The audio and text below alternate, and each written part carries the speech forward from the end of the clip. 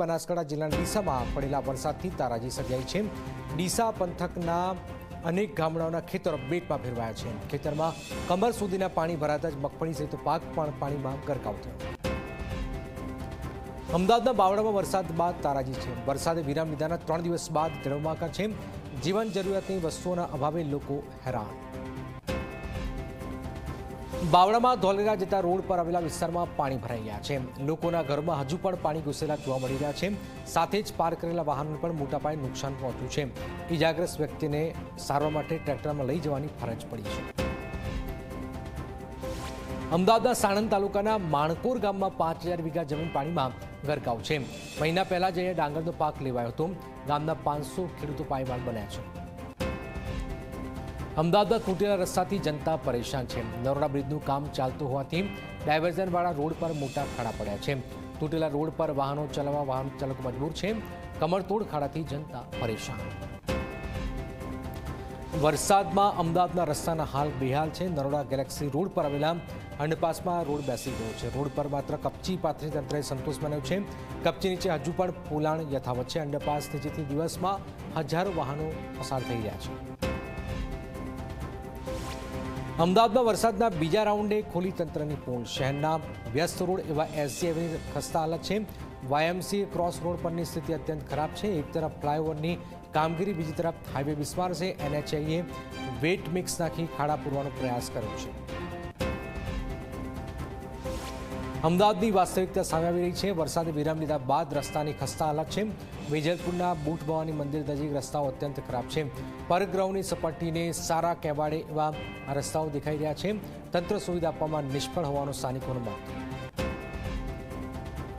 ભરૂચથી વડોદરાથી ભરૂચ જતા national highway 48 પર ખાડાનું સામ્રાજ્ય છે। વાઘોડિયાથી કપુરાઈ જતો રસ્તો અત્યંત ખરાબ છે। ટોલ ચૂકવવા છતાં વાહન ચાલકો ખરાબ છે, વાહનકારો મજબૂર છે। ગોળનિંદ્રામાં હાઈવે ઓથોરિટી દેખાઈ રહ્યું છે। ઇન્દોર અમદાવાદ નેશનલ હાઈવેની સ્થિતિ ખરાબ છે। પીપલોદ બાયપાસ હાઈવે પર મસમોટા ખાડા પડ્યા છે। વાહન ચાલકોને ભારે હાલાકી। હાઈવે ઓથોરિટીએ રસ્તાનું નથી કરાવ્યું સમારકામ। વલસાડના ઉડવાડામાં શોપિંગ કોમ્પ્લેક્સની જર્જરિત ગેલેરી તૂટી ગઈ છે।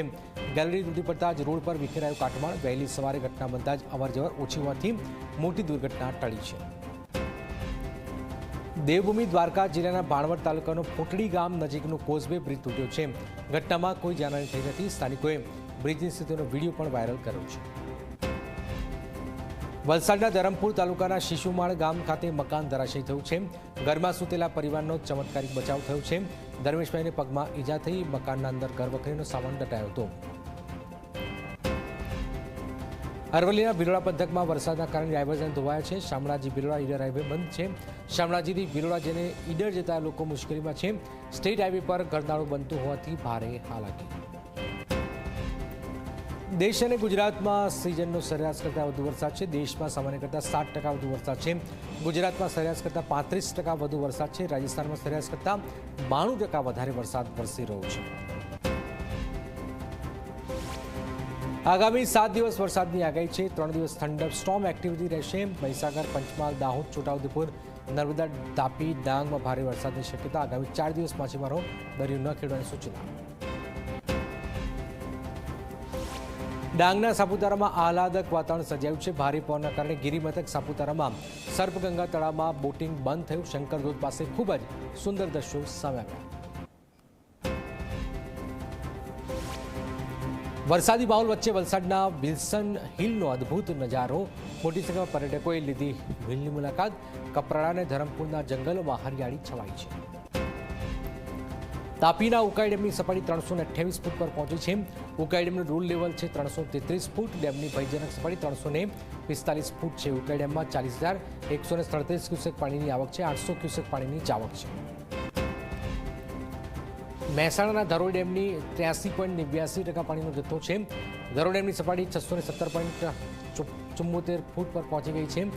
ધરોઈ ડેમની કુલ સપાટી 622 ફૂટ છે। હાલ ડેમમાં 2292 ક્યુસેક પાણીની આવક છે।